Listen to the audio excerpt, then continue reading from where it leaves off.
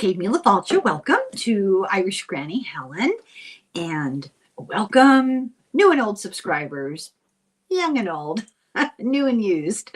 Welcome to everybody. I want to talk about somebody today that we will be doing a deeper dive with Deborah Lupien. And this is purely just for distraction and fun, and because he's so easy on the eyes. So, Gregory Peck, and much to my surprise, he turned out to be way more interesting than I thought he would be. So, pull up a chair. Gregory Peck was born, starting off kind of weak, not the best first name. Eldred Gregory Peck on April 5th of 1916 in La Jolla, which is kind of a suburb of San Diego. His dad was a chemist, a pharmacist is what that is. And his mother I wrote, she was Bunny. Her name was Bunny. That's all I know about her. He was raised Roman Catholic. He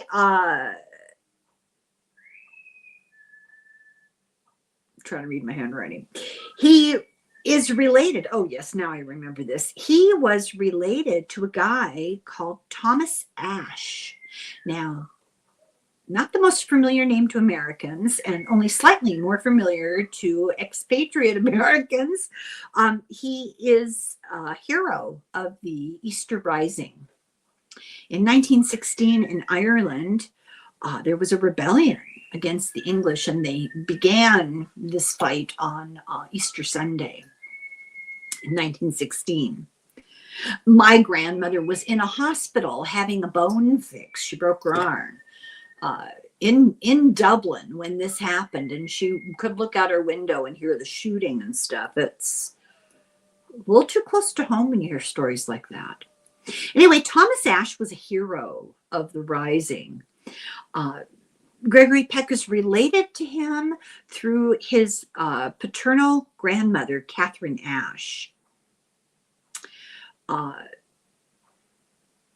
Interestingly, he looks a little like him. Now, you see pictures, you kind of have to get the non-formal portrait photographs of Ashe, Thomas Ashe. He's got a gigantic mustache, and there's just something about the pictures that don't really look like him, because if you get non-posed photographs, and some do exist because he was a big deal, you can see he did look quite a bit like him. There's something about the jaw and the stature is interesting. Anyway, Gregory Peck was born 3 weeks after his, well, no, I said that wrong. Ashe died 3 weeks after Peck's birth.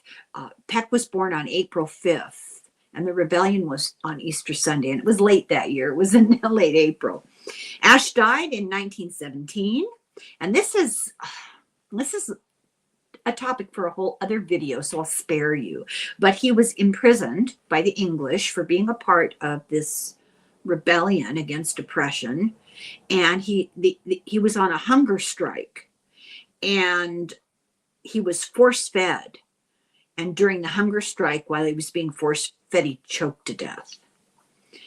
He was the president of the Irish Republican Brotherhood, and this was the Independent Democratic Irish Republic. They were a big deal. They were fighting for freedom in Ireland from the invaders for a very long time. Gregory Peck's parents divorced at 5 years old. And essentially, he was raised by his maternal grandmother. And, all these people, it's just interesting. They get divorced or the father dies and kind of disappears. And he was raised by the women in his life. Most of them were. It's very interesting. She took him to the movies every week. So she's very progressive, at that time period. I know movies were a novelty. At the age of 10, he was sent to Catholic military school, St. John's Military Academy in Los Angeles. This sounds like a nightmare. why. I was really curious why, but later on we find that his grandmother died shortly thereafter. She must have been sick and she knew it, and they just wanted to have him somewhere where he'd be cared for. At the age of 14, he moved back to San Diego and he lived with his father. And he went to the San Diego High School.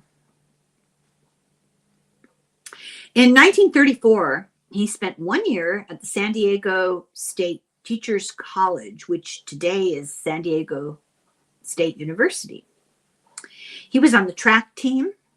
He was in the first theater class. My brother-in-law went to law school there. Small world. Anyway, his first theater class was at this school. He was kind of a frat boy. He wanted to be a doctor, and he transferred to UC Berkeley and took English and pre-med. And Berkeley's up, Bay Area. He was 6'3" and was on the crew team. He was kind of a Cole Porter dream, His tuition, and get this is unbelievable. UC Berkeley, California has always been really great about accessible, affordable education until Ronald Reagan, and we won't even soil this video by discussing him any farther. And tuition at UC Berkeley was $26 a year, and he struggled to pay it. He had no money. He, was impoverished. So he got a job as a hasher, a kitchen help, in a sorority because they would give him free meals because he had no money. He took public speaking, and his voice was so great. They said, oh, hey, you have to get into acting. They really encouraged him. The coach who was teaching the voice class, the public speaking class, told him, oh, my God, you have to get into acting. And he immediately got recruited to the University Little Theater. So these were the serious students who really were into it. He did 5 plays his senior year, including the role of Starbuck in Moby Dick. In Berkeley, he said later at Berkeley, he had 3 of the greatest years of his life. He said, it woke me up and made me a human being. In 1996, he donated $25,000 to the crew at Berkeley, the rowing crew. He didn't graduate. He was 1 course short from graduating, and his friends were all, oh my God, your good degree, And he said, I've learned all I need to know from them. He went to New York to study under Sanford Meisner, somebody famous, I got the impression. At the neighborhood playhouse. But this is so sad. Gregory Peck was so broke he slept in Central Park. In 1939, he was a barker at the World's Fair. Somebody who says, come in and see the mermaids. He also worked at Rockefeller Center for NBC as a tour guide and for Radio City Music Hall. He dabbled in modeling. He worked at the Barter Theater in Virginia for food, did 5 plays with them. And in 1941, he did Catherine Cornell's production of Shaw's play, The Doctor's Dilemma, which opened in San Francisco 1 week before Pearl Harbor. Great timing. In 1942, he made his Broadway debut in The Morning Star. And then he did another one, The Willow and I. And he was exempt from the war because he had an injury in his back, and how he got injured is hilarious. You're thinking, oh, he hurt himself rowing. No. He took a class, a dancing class from Martha Graham, and injured his back. Permanently injured his back in this dancing class. When you think he was 6'3" and not really a professional dancer, and he's being taught by Martha Graham, who's like flitting about, I'm not surprised. Later, 20th Century Fox said that it was because of rowing, but he said They lied. That's what they said. But they didn't think in Hollywood that a dance lesson was macho enough, and they wouldn't tell the truth. He actually was in 50 plays. In 1944, he finally, got into Hollywood. He was offered the role in RKO of Days of Glory with a Russian ballerina named Tamara Tomanova. And it was not a great movie. He had a lot of trouble with it because he was so attuned to performing on the stage, and it's a whole different physicality. You have to throw your voice out, and different breath control and different movement. Everybody knows this. It's just not the same thing. And he had a lot of trouble converting from stage to film. He was called stiff in the reviews, but also his charisma, his star power was evident. It's a quote. He did not join the studio system. Smart man. He stayed a freelancer. He signed a non-exclusive contract with 4 studios. In 1944, he made Keys of the Kingdom, where he played a priest in China. And it was powerful because he morphed from 20 years old to 80 years old in the course of the film. There were 4 Academy Award nominations for this movie, including one for him for Best Actor. And it was definitely his breakthrough performance. It catapulted him to stardom.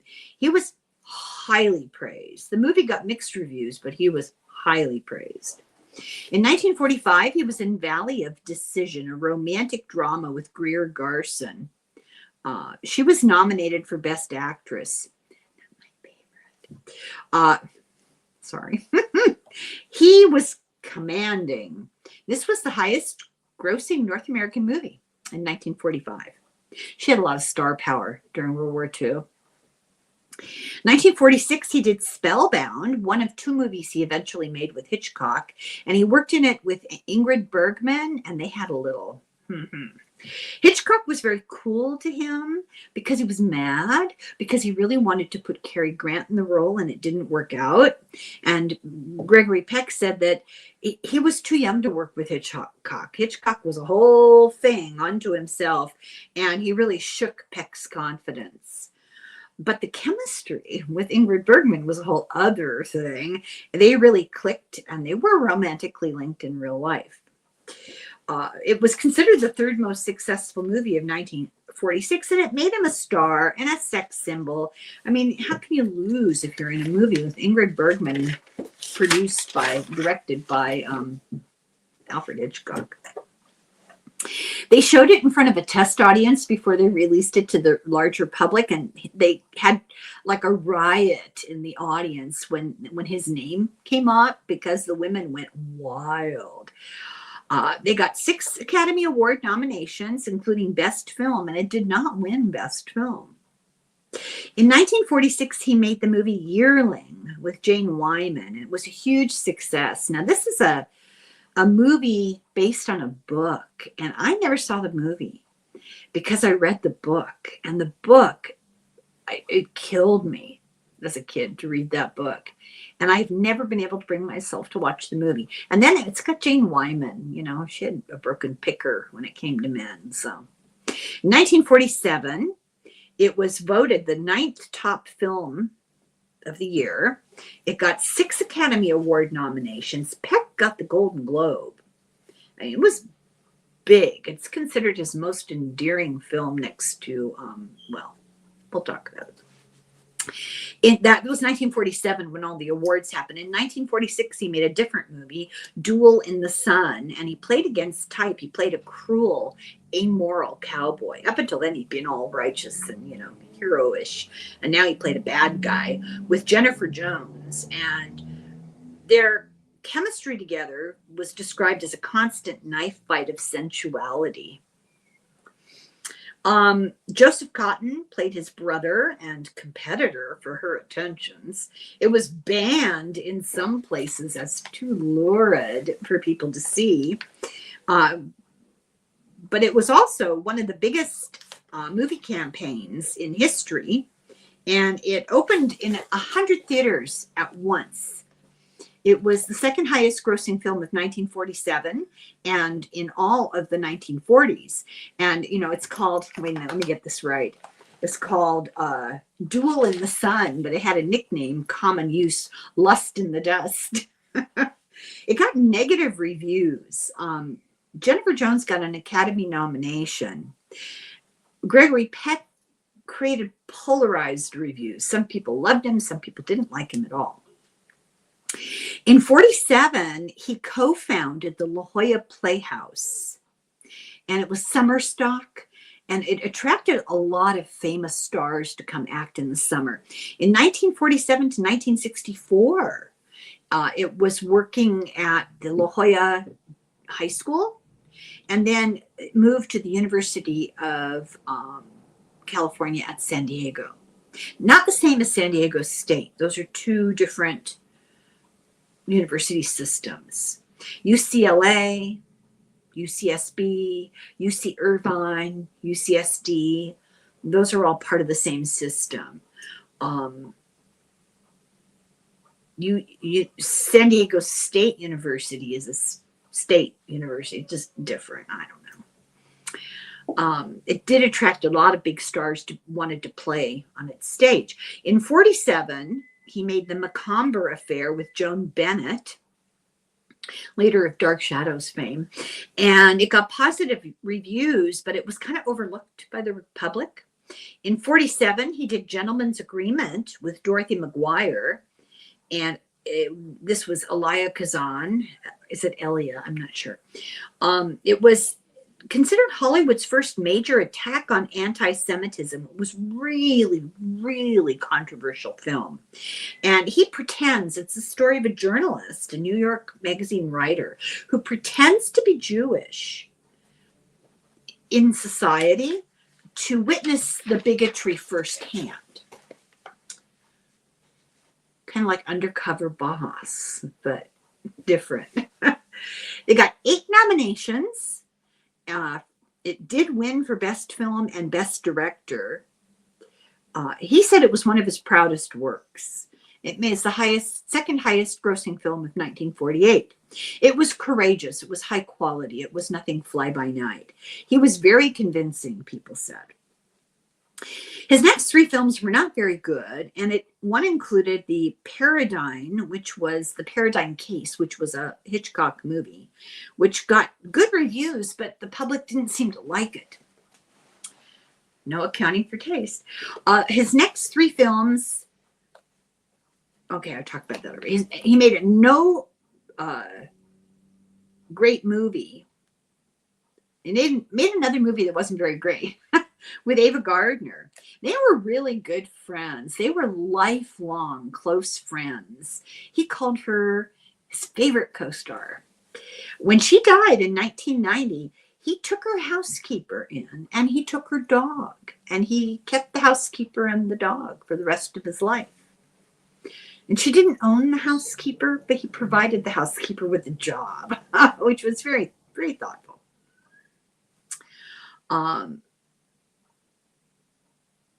His first movie with her was The Great Sinner in 49, which was a big commercial disappointment. In 49, he made 12 O'Clock High. I mean, there's just this endless list of movies, and I'm not going into enormous amounts of detail, and I'm skipping over the ones that weren't so great, and nobody watches them, and who cares? He was a brave fighting man in 12 O'Clock High. The National Board of Review had ranked it as one of the top 10 movies of the year. He got an Academy Award. The movie got 4 Academy Awards. It was called number 10 in box office in 1950. It was called the most enduring performance of his lifetime. I would be willing to discuss that. I don't agree, but okay. He made 2 Westerns back-to-back, Gunfighter, and this is really funny. He did all this research, and he found out that cowboys almost always had big mustaches, and he wanted it to be realistic.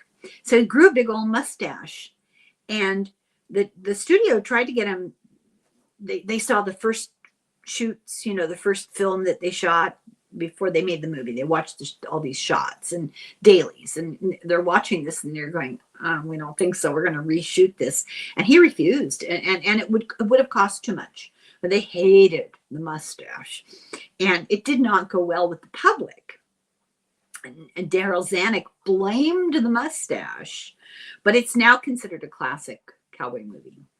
Then in 1951, he made Captain Horatio Hornblower, which was a success, another, you know, stalwart military man. In 51, he made David and Bathsheba, and these made him a megastar.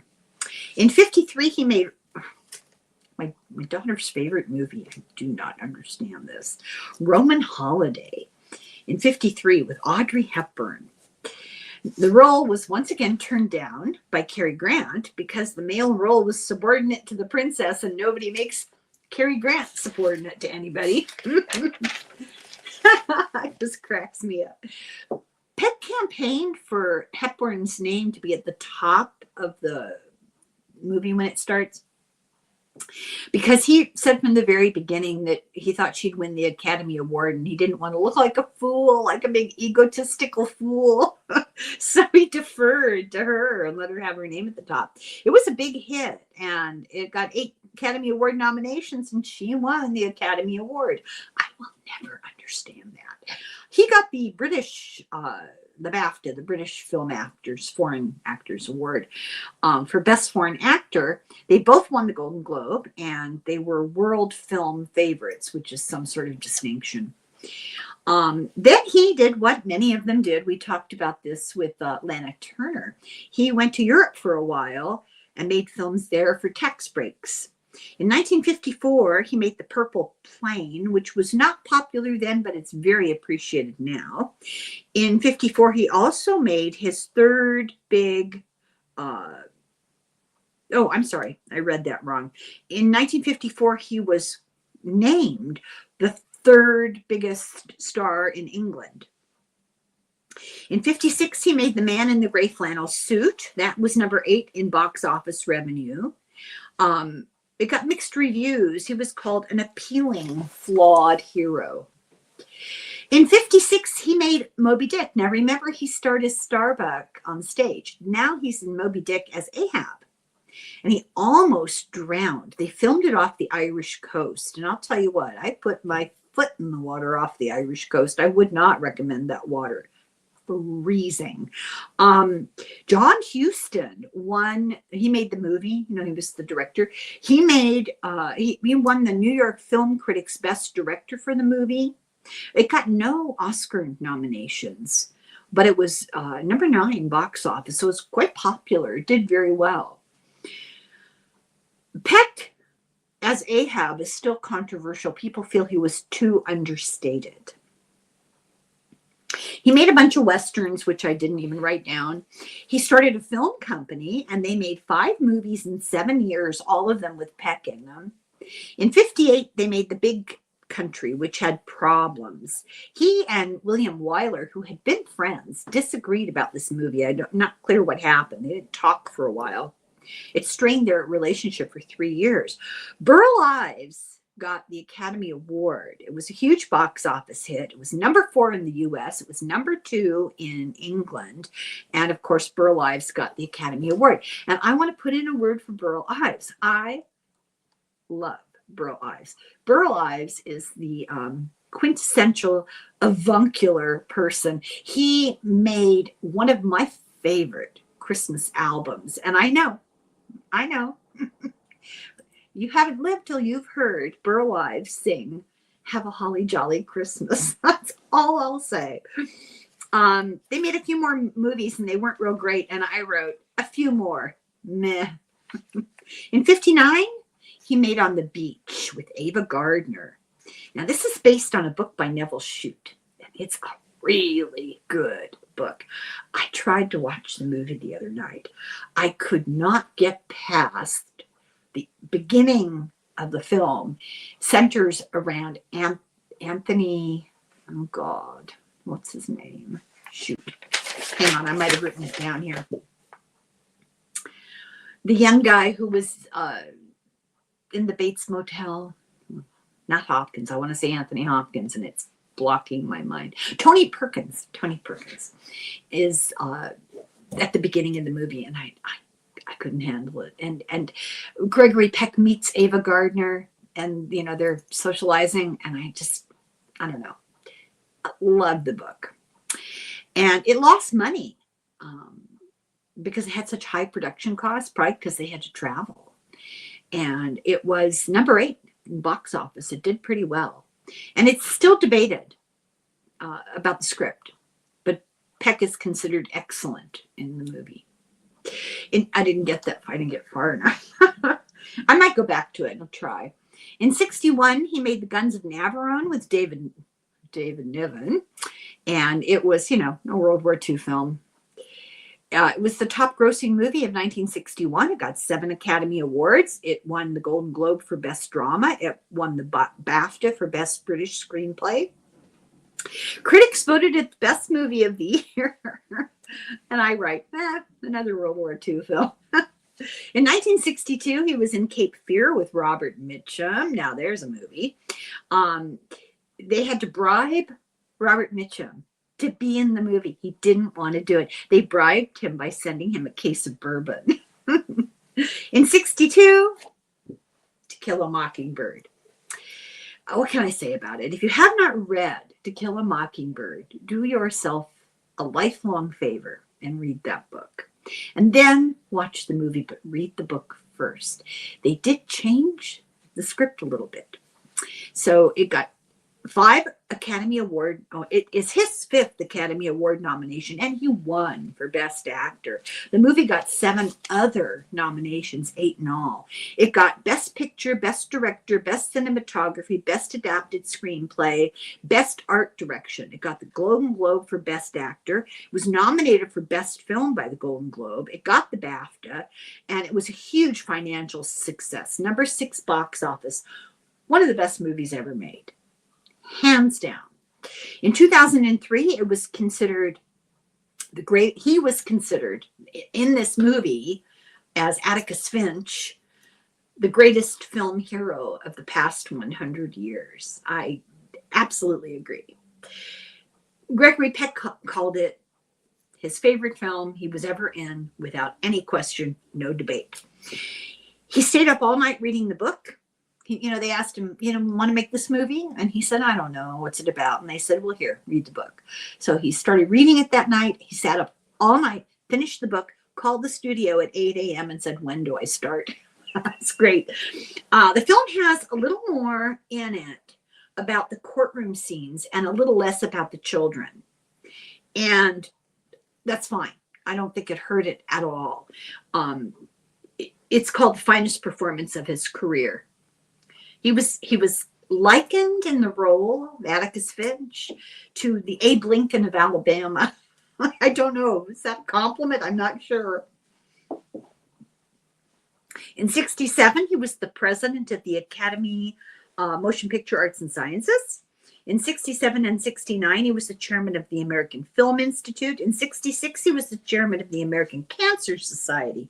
In 1971, he was the chairman of the Motion Picture and TV Relief Fund. 64 to 66, he was the National Council of the Arts. He wasn't liked when he played a villain. Whenever he made a movie where he was the bad guy, didn't do as well. For example, he was in The Boys from Brazil. He played Dr. Mengele. Not so much. He played on TV. He played Abraham Lincoln in The Blue and Gray about the Civil War. In The Scarlet and Black, he played a Vatican priest who smuggled refugees during World War II. He retired after the role that he played in the movie in 1991, Other People's Money.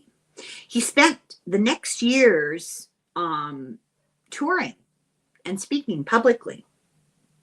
His final performance was in 1998, a miniseries of Moby Dick. They invited him to be in it, and he played Father Mapple, who was, I forget who played him in the original. Doesn't matter. He got the Golden Globe for Best Supporting Actor. He died before he could be in the next movie that he was asked to be in, he wanted to do it. He was asked to be Grandpa Joe in Willy Wonka, but he died.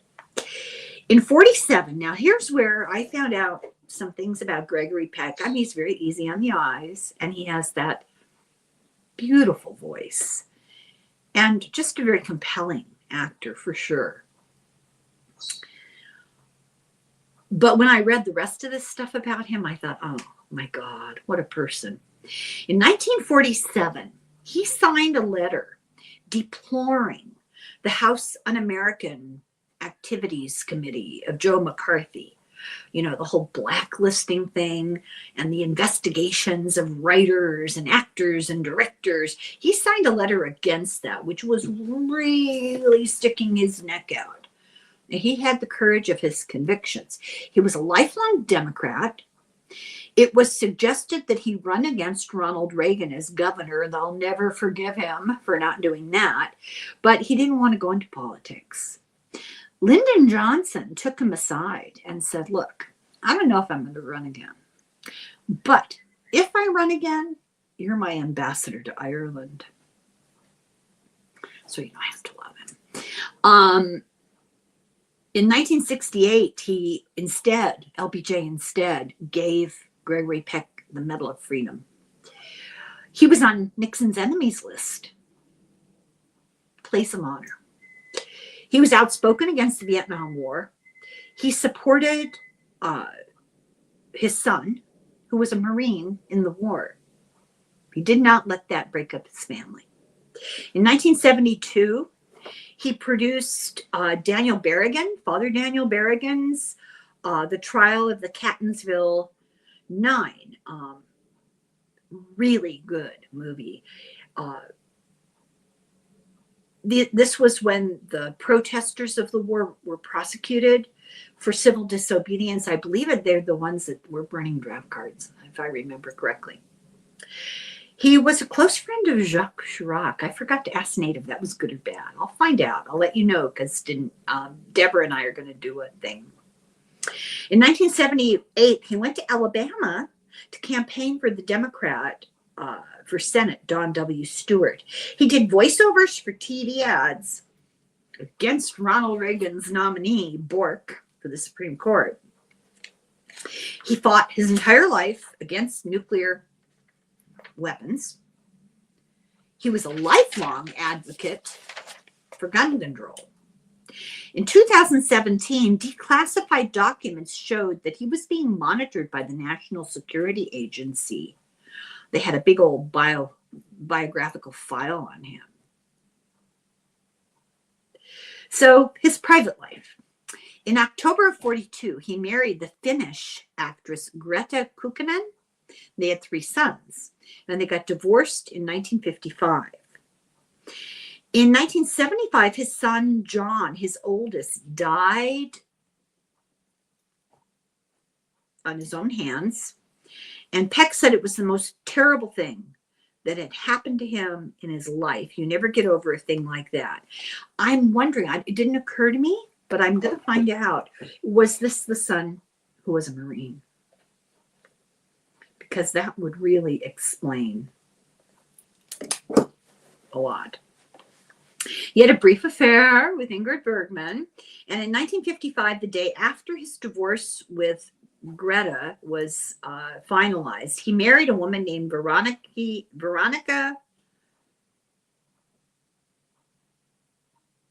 Kane Passani. She was a news reporter. They had a son and daughter, and they remained married until the day he died. His son Anthony, with her, ended up marrying Cheryl Tiegs. Small world. His grandson Ethan Peck is an actor. I was going to look him up and see how handsome he is. Does he look like his grandfather? Let's see. Ethan Peck. I wonder what he's been in.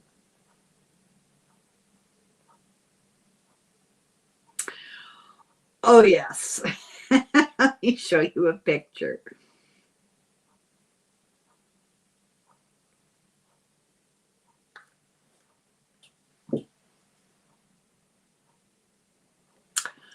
And the apple didn't fall very far from the tree. He, in his lifetime, he owned several thoroughbred steeplechase horses. Somebody else did that too. Who was the actor who did that too that we covered? I can't believe I can't remember. You're all yelling at the name at me right now. Oh, no, it wasn't Clark Gable. Who the heck was it? It'll come to me. A couple of his horses did very well. They placed very high in big, important races, but they never won. He was into gardening, reading, and music. He and his wife supported the arts. They supported a lot of humanitarian and social justice causes.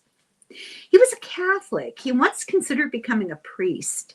And when he was asked about being a Catholic, he had a funny answer. He said, yeah, I'm a Catholic, but I'm not a fanatic about it. I practice enough to keep the franchise. And then we hear what he said. I don't always agree with the Pope about abortion, contraception, the ordination of women. Ladies, he was an ally. His second marriage was performed by a justice of the peace, because they can't get married in the Catholic Church if you're divorced. Your first marriage has to be annulled in the eyes of the church. It's a whole formal thing. Costs a lot. He died June 12th, 2003, in his sleep of pneumonia at the age of 87. He's entombed in the Cathedral of Our Lady of the Angels Mausoleum in Los Angeles. His eulogy was read by Brock Peters, the actor who played his defendant in Mockingbird, the guy he was defending in To Kill a Mockingbird. In 2008, they established his family the Gregory Peck Award for Lifetime Excellence, Cinematic Excellence, to honor the work of somebody in film every year. The first one was presented at the Dingle International Film Festival in Ireland, but since 2014, it's been presented at the San Diego International Film Festival. Honorees have been Gabriel Byrne, Laura Dern, Alan Arkin, Annette Bening, Patrick Stewart, and Lawrence Fishburne. I have a story. Deborah Lupien sent me this story, and it convinced me to do Gregory Peck, because I was like, oh, he's cute. But, after I read this story, I thought, oh, we have to do this. So they presented him with the offer, do you want to be in To Kill a Mockingbird? And he immediately fell in love with the role of Atticus Finch. So he said yes. So they went into contract negotiations. He received a sealed envelope labeled Finch in a letter from Harper Lee. Now, Harper Lee is the woman who wrote the book.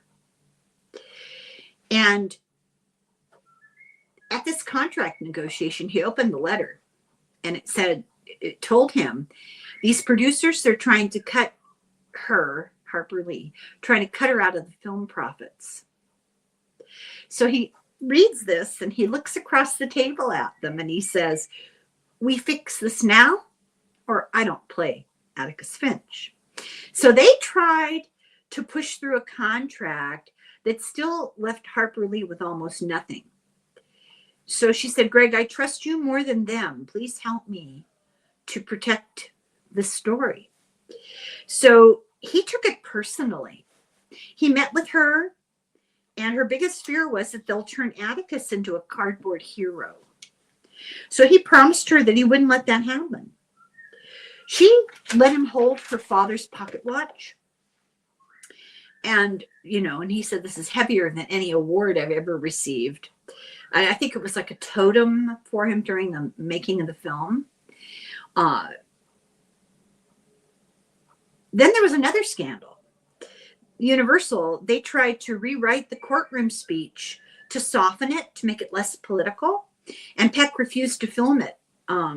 He returned the speech to the producers. And in the margins, he wrote, Atticus tells the truth. If you want soft, cast somebody else.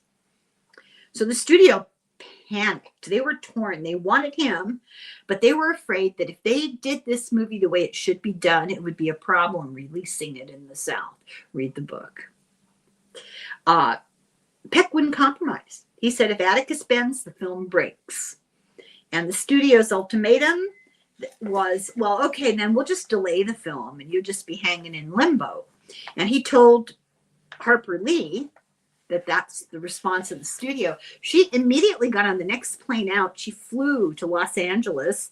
She stormed unannounced into the production office and she backed Peck. She said, no, he's not changing the speech. You're not changing the speech. He's right. You're wrong. The original speech stayed. When he won the Oscar, she slipped him a note backstage. Atticus saved the town.